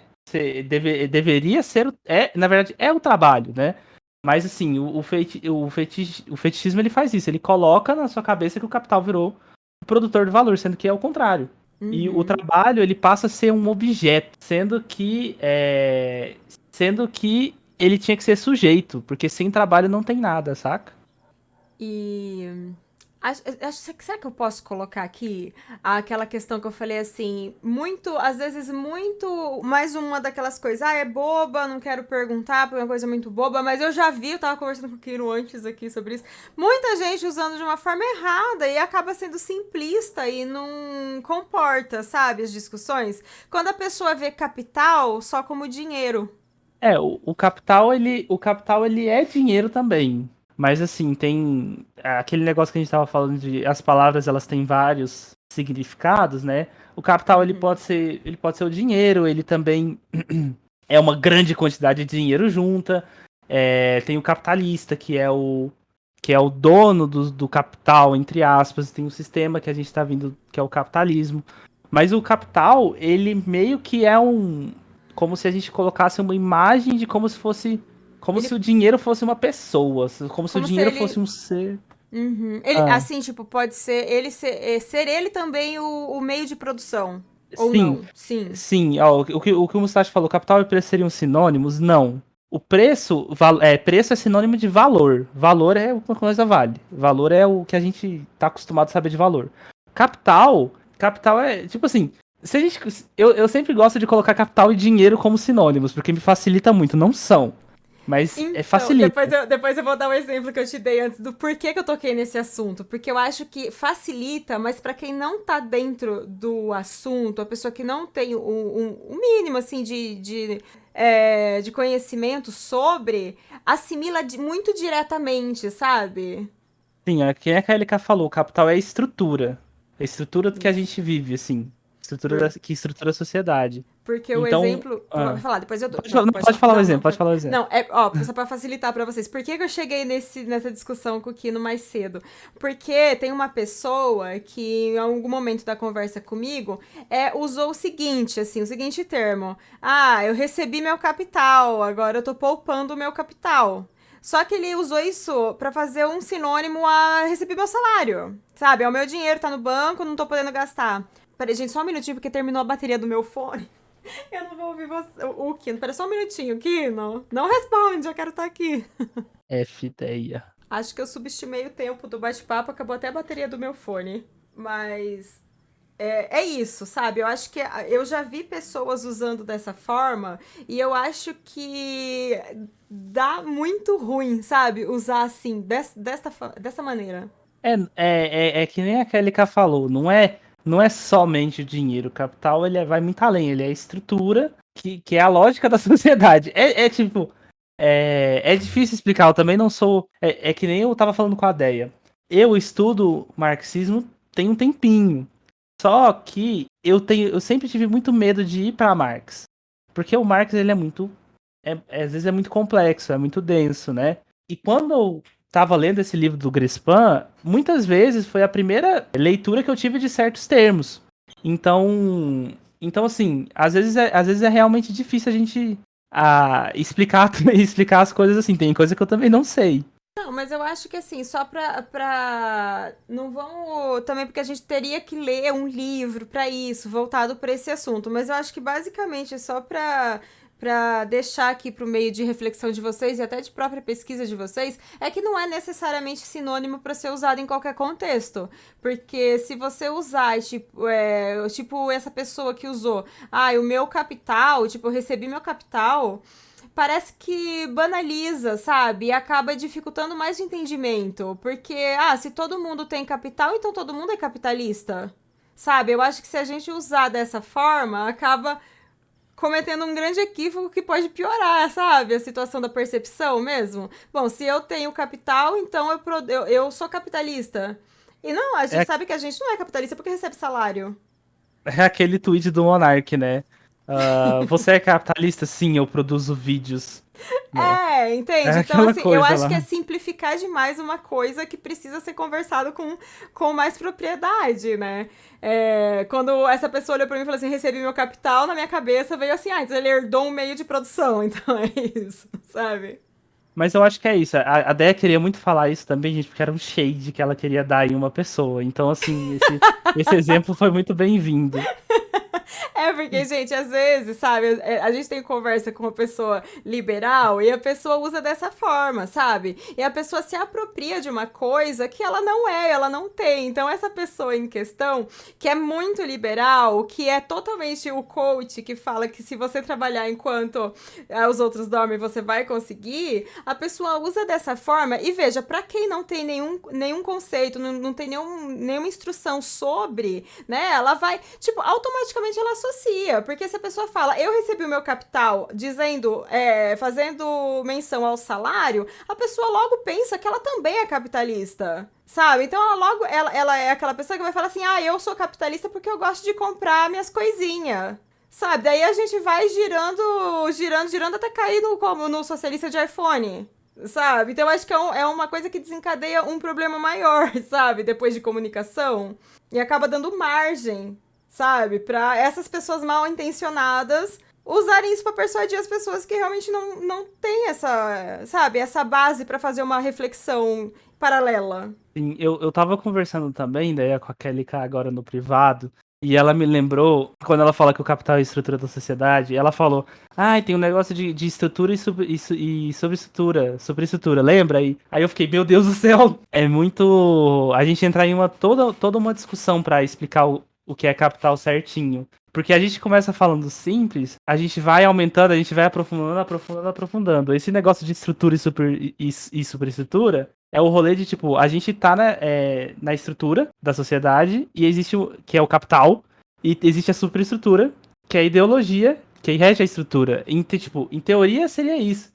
Eu pedi pra ela vir aqui no Mic, mas ela falou que não é necessário. Eu tava escrevendo pra Mas ela ali, assim, ó. Pode falar, mulher. mas assim, tipo assim, é uma discussão um pouco mais complexa também.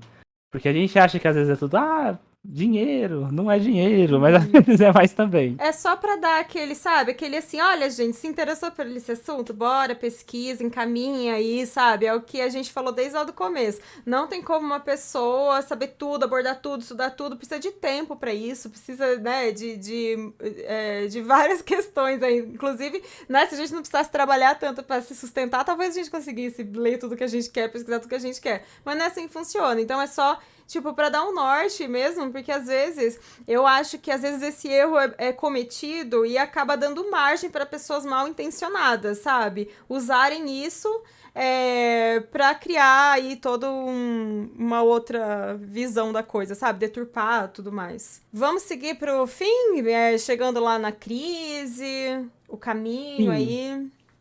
Ah, a Kelly falou, gente, é um negócio muito confuso, eu não sei elaborar. Eu tive que estudar isso pra minha prova de mestrado, e assim, veio memórias, sabe, memórias do Vietnã, assim, horríveis. Eu não gostar disso, sabe? Mas quem gostar, fica aí, ó. Procura, traz a leitura pra gente. Quem sabe a gente põe no próximo clube. Aliás, tem várias coisas já que eu tô na cabeça aqui que eu quero trazer pra esse clube de leitura. Mas é isso. Vocês vão, gostou do assunto, pesquisa, traz pra cá, a gente debate. É isso aí, tá? Pulando um pouco alguns capítulos e indo pro capítulo de crise, A única coisa que eu queria falar de crise, pra gente também não alongar muito, é que o Marx, ele foi o primeiro pensador a colocar que crise não. A crise que existe no capitalismo, crise é essa mesmo, quando a inflação sobe, as coisas ficam mais caras e tal. Ela não é algo acidental. Que ela não é algo que foi tipo, que foi um erro e que podia ser evitada. Não, ele foi o primeiro cara que colocou que a crise é inerente ao capitalismo. O capitalismo vai ter várias crises. No capítulo, o Grespan explica melhor essa questão de crises, ele até elenca quais os tipos de crises que pode acontecer, mas é um papo muito economiquez. E, tipo assim, eu como sou de humanas, a coisa que eu pego sobre esse rolê de crises as crises sempre vão acontecer no capital, elas são cíclicas. Vai ter uma crise, as coisas vão ficar boas. Vai ter uma crise, as coisas vão ficar boas. E eu pego disso no seguinte, o momento de crise é o momento em que as tensões se elevam. Eu acho que isso é o importante. As tensões de classe, as tensões, quando eu falo tensões de classe entre a burguesia e o proletariado. Todas ou a maioria das revoluções, das revoltas que aconteceram, foram em momentos de crise. A gente pega a Revolução Francesa, que as pessoas na França não tinham pão para comer. Aí tinha aquela famosa frase lá da mulher lá, que deem brioches, não sei o que, né? Perdeu a cabeça. E assim, momento de crise. A gente pega na Rússia, em 1917, né? Na Revolução Russa. A Rússia estava vindo de anos de guerras, que ela estava na Primeira Guerra Mundial, que o pessoal estava sem sapato, estava com fome. Crise, pá, revolução. Normalmente, quase 100%, as revoluções, elas acontecem, grandes reviravoltas na sociedade acontecem em momentos de crise. Por isso que momentos de crise, eles são tão... crise financeira mesmo, assim. Eles são tão importantes na sociedade. Quando a gente vê uma crise, é muito ruim que a crise está acontecendo, mas ela ia acontecer. A gente pode ver uma oportunidade. Eu tô parecendo liberal, né? Nos momentos de crise, veja uma oportunidade. Mas tirar uma isso de oportunidade. contexto, hein? Que fica ruim pra você, hein? Mas assim, é tipo, as tensões de classe, elas se afloram e é uma oportunidade para ter uma revolução. Mas, por exemplo, tipo assim, não é, então não vamos, tipo, vamos torcer para momentos de crise, não é isso. Porque, por exemplo, na Alemanha, quando Hitler, ele conseguiu, né, a sua caminhada ao poder, assim, quando ele conseguiu chegar ao poder, também foi um momento de crise na Alemanha. Crise pós-guerra. O Mussolini é a mesma coisa. Sabe? Então, tipo assim, esses momentos de crise, eles são movimentos em que existem tensões de classe. O que vai dar dessa tensão depende das pessoas que estão na linha de frente lá fazendo as coisas. Sobre crise é isso. Elas sempre vão acontecer e o capitalismo, sistema contraditório que nem ele vai ter sempre crises. Elas são cíclicas. A questão é entender que nesses momentos de crise são momentos em que as tensões de classe elas se afloram e que pode acontecer uma revolução. E aí é trabalhar, né, pra conseguir usar esses momentos a favor da revolução, né? Sim, o ideal seria amenizar a crise, assim, porque quem sofre com a crise é quem tá mais embaixo na pirâmide, né? Uhum. Então, e normalmente nos momentos de crise quem é rico fica mais rico, né? Uhum. Inclusive o que o Igor falou tá certo. O Mussolini, ele começou como um socialista, né? Então, Leu Marx errado. ele Amei. leu Marx errado. Então, vamos sempre ler Marx assim, prestando atenção, gente. Discutir, né, levar assim pra, né, a discussão, igual a gente faz aqui, faz uma discussãozinha, pesquisa, né, por outros. Que perigo, Sim. né? Exato. Mas sobre o que era isso, Deia. Eu acho que é isso então, gente. Querem colocar mais alguma coisa? Deixa eu ver as minhas últimas anotações aqui. Deixa eu ver. Eu acho. Será que tem alguma coisa pra comentar? Eu li umas. Tem aquela frase, mas você leu no começo, né? Eu já entreguei no começo, né? Cheguei emocionada. Mas aquela é muito boa, né? Que o Marx, pra quem chegou depois, vamos encerrar com ela, ó. Vou ler exatamente do jeito que eu transcrevi aqui do livro, tá? Marx não concordava que seu nome fosse dado a uma vertente política e teórica.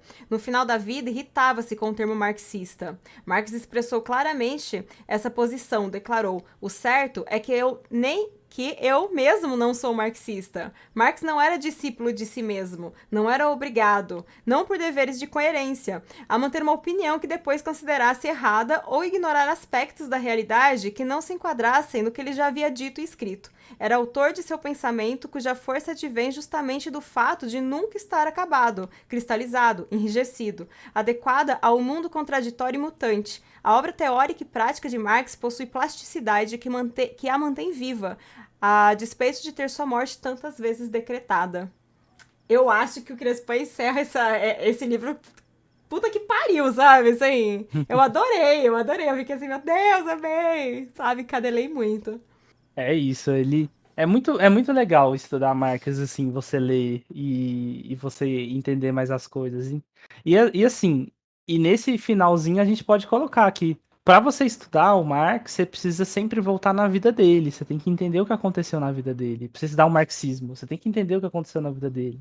Porque grande parte do que ele escreve é o que ele viu. Então, isso que ele fala no final, que ele não era marxista, é uma coisa até engraçada, né? Mas assim, ficou, e hoje o termo marxismo é isso. Se ele deve Queira estar se ele ou não. revirando lá no cartão, mas é isso. Queira ele ou não, é isso que ficou. Imagina se o povo descobrir que Mussolini leu errado. Aham. Ah, já, Mas já. Pode falar, pode falar. eu vou pegar a pergunta que o Atiborad fez e colocar como uma coisa que a gente não falou, que eu acho que é importante também. No último capítulo, o Grespan fala de praxis. E praxis é o quê? É quando você junta a teoria e você aplica ela na prática. No sentido que a gente usa hoje em dia mesmo, é pra gente ler a teoria marxista, né? Tipo, a gente vê os erros, a gente vê o que a gente tem que fazer, e a gente tem que fazer. Né? Não adianta a gente saber tudo e ficar aqui. A praxis faz a gente ler as coisas e para aplicar elas, tipo, para a gente conseguir chegar em algum lugar com a nossa luta, né? Em algumas pessoas, eu incluso, queremos chegar no comunismo, né? Mas antes do comunismo, a gente passa por uma revolução para a gente chegar no socialismo, que para depois a gente chegar no socialismo, a gente chegaria no comunismo. Então, comunismo e socialismo não são a mesma coisa. Eles têm muitas diferenças, mas assim, socialismo é uma etapa para se chegar no comunismo. Eu tenho um vídeo, que eu fiz um vídeo, que fala a diferença dos dois. Se quiser depois, eu posso te passar o vídeo que são muitas diferencinhas. Mas Eu é vou isso, a ideia deixar que o eu tinha que vídeo. falar da prática. Eu vou deixar o vídeo depois, tanto aqui dentro da casinha de Marx ali, né? Onde a gente tá aqui, casinha de Marx com tudo, né? Nessa parte do Discord de Marx, uma introdução. E também, para quem estiver vendo no YouTube, eu vou deixar também na descrição do vídeo, o vídeo do Kino.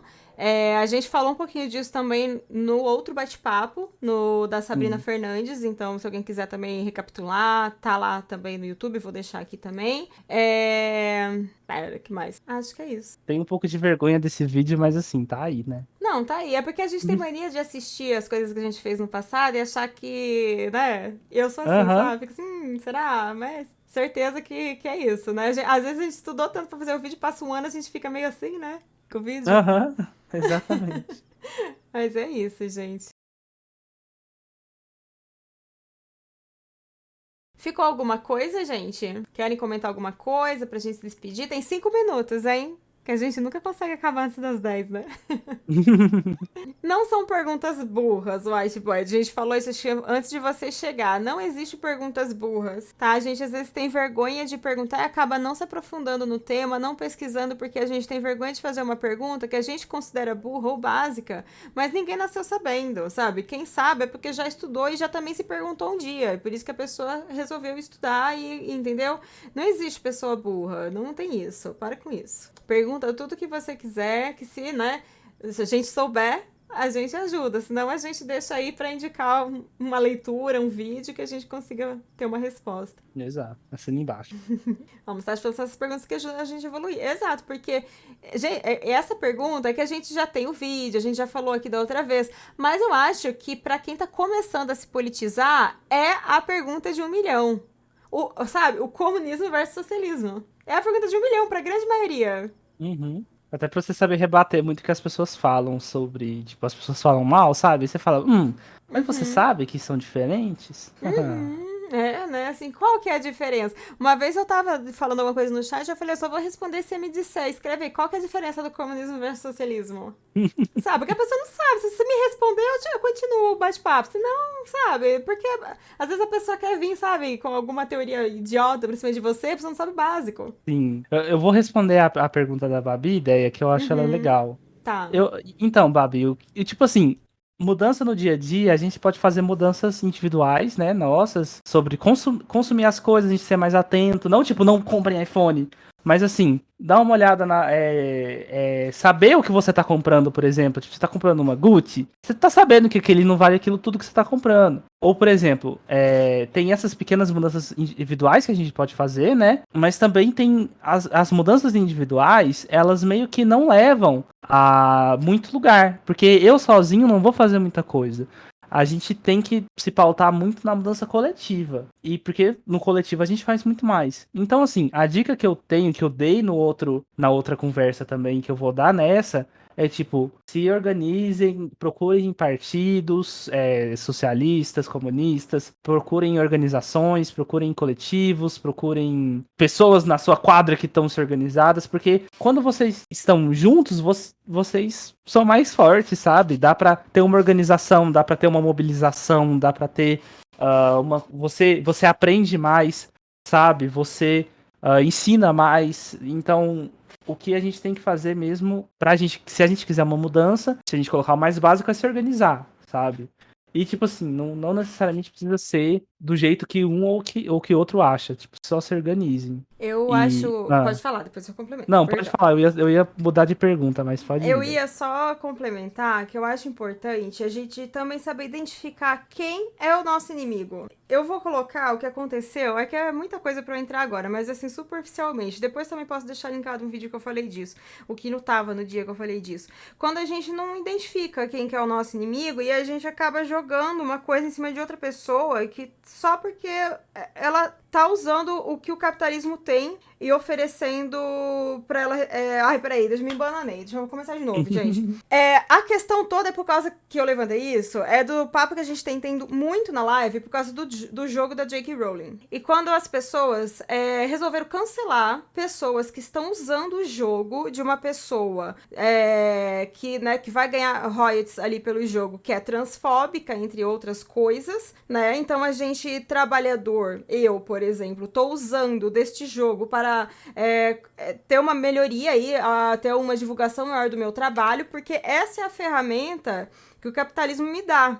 Né? Então, essa é a ferramenta que eu uso para continuar trabalhando, para continuar existindo, para continuar sobrevivendo. Né? Eu uso dessa ferramenta a meu favor. Né? E aí, existem pessoas cancelando, digamos assim, né? Essa palavra, vou usar essa palavra, vocês entenderam? Tipo, parece que elas não identificam bem quem é o inimigo. E aí, elas vão cancelar os seus iguais, porque estão usando dessa ferramenta para sobreviver. Enquanto, na verdade, você tem que entender que o teu inimigo tá além, não é essa pessoa, não é o teu igual que tá ali trabalhando porque aquela é a ferramenta de sustento dele. É entender que tá além, que saber identificar mesmo quem são as pessoas, quem são seus aliados e quem são seus inimigos, porque eu percebo muita pessoa julgou de falar assim, tá jogando o jogo da J.K. Rowling e depois vai querer defender pauta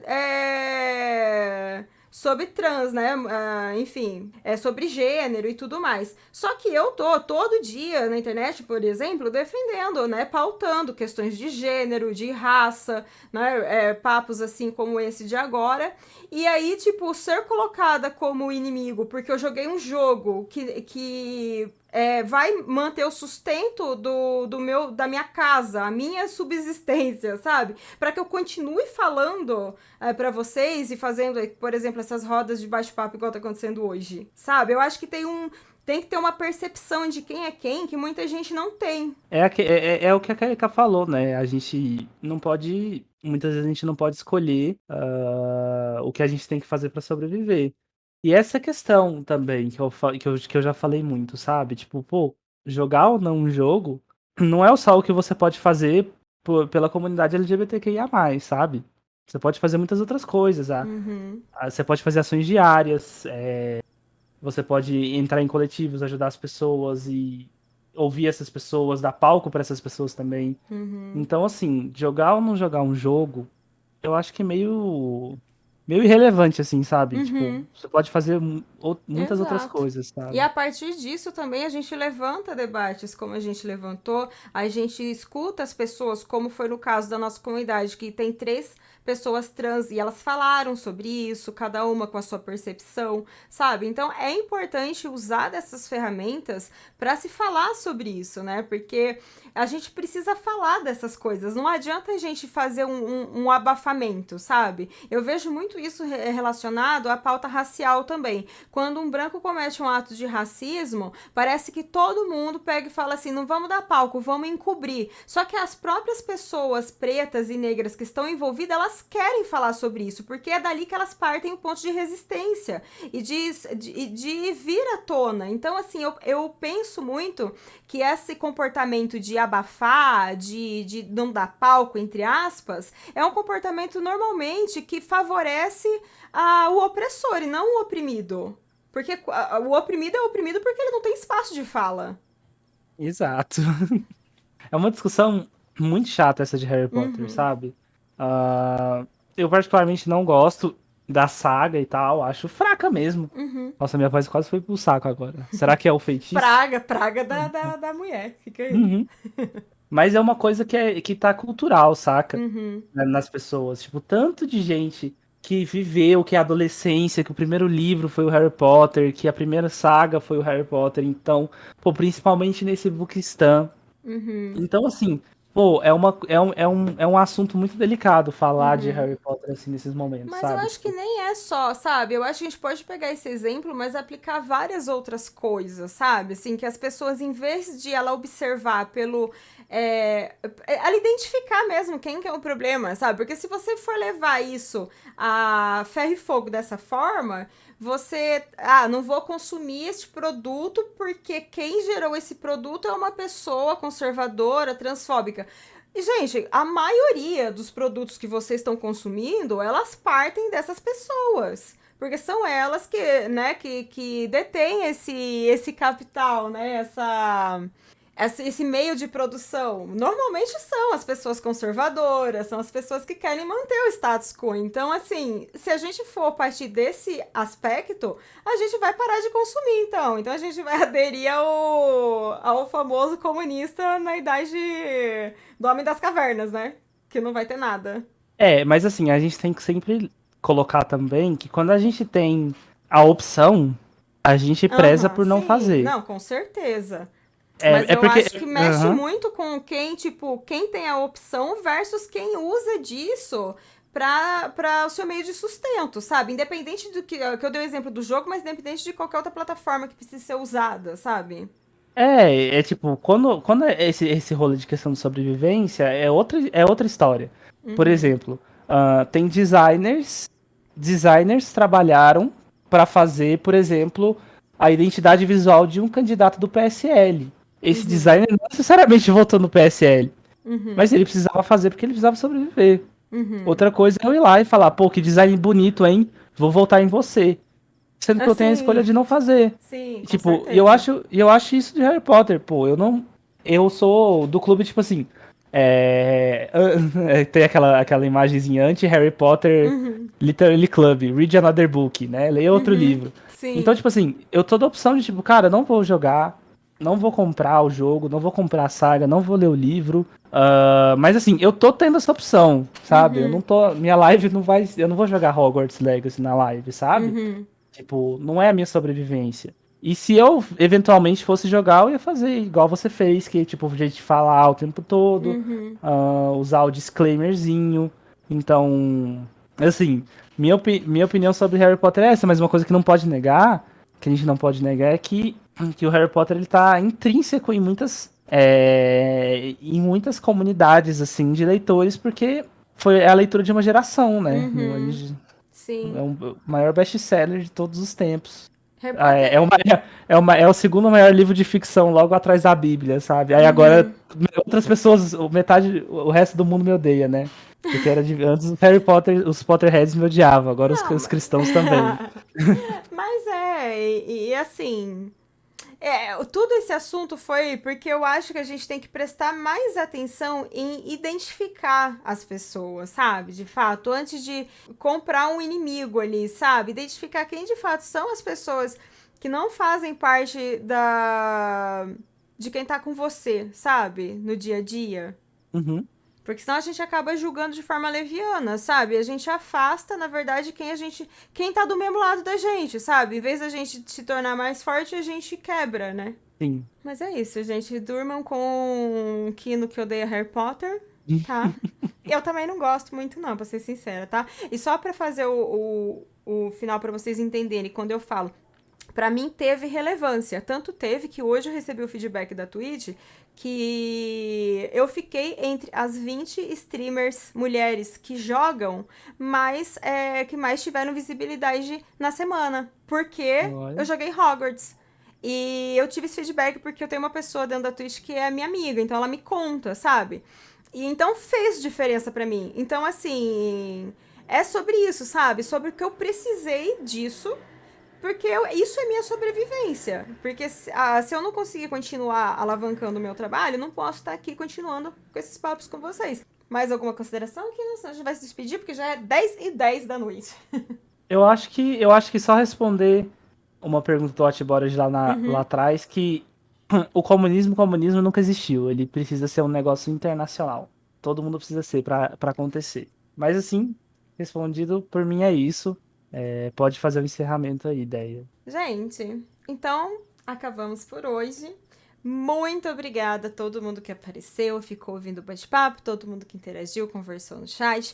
Para quem leu o livro, espero que tenha tirado dele mais pontos de curiosidade para continuar nos estudos. Quem não leu, espero que tenha tido muita vontade de ler e que venha depois contar pra gente o que achou, tá, da leitura.